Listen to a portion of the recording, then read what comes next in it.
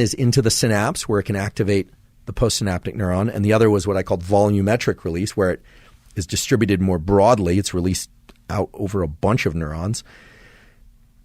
In both cases, it's released from these things we call synaptic vesicles, literally little bubbles, tiny, tiny little bubbles that contain dopamine. They get vomited out into the area or into the synapse. Well, those vesicles get depleted. For the synaptic physiologists out there, we call this the readily releasable pool of dopamine. We can only deploy dopamine that is ready to be deployed, that's packaged in those little vesicles and ready to go. It's like when you order a product and they say out of stock until 2 months from now. Well, it's not ready to be released. Same thing with dopamine. There's a pool of dopamine that's synthesized, and you can only release the dopamine that's been synthesized. It's the readily releasable pool. The pleasure-pain balance doesn't only hinge on the readily releasable pool of dopamine, but a big part of the pleasure-pain balance hinges on how much dopamine is there and how much is ready and capable of being released into the system.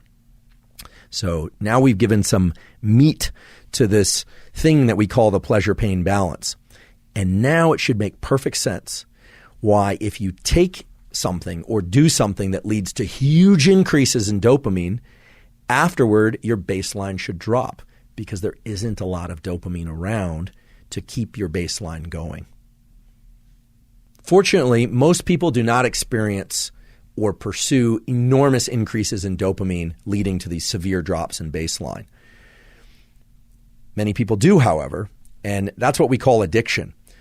When somebody pursues a drug or an activity that leads to huge increases in dopamine, and now you understand that afterward the baseline of dopamine drops because of depletion of dopamine, the readily releasable pool, the dopamine is literally not around to be released, and so people feel pretty lousy.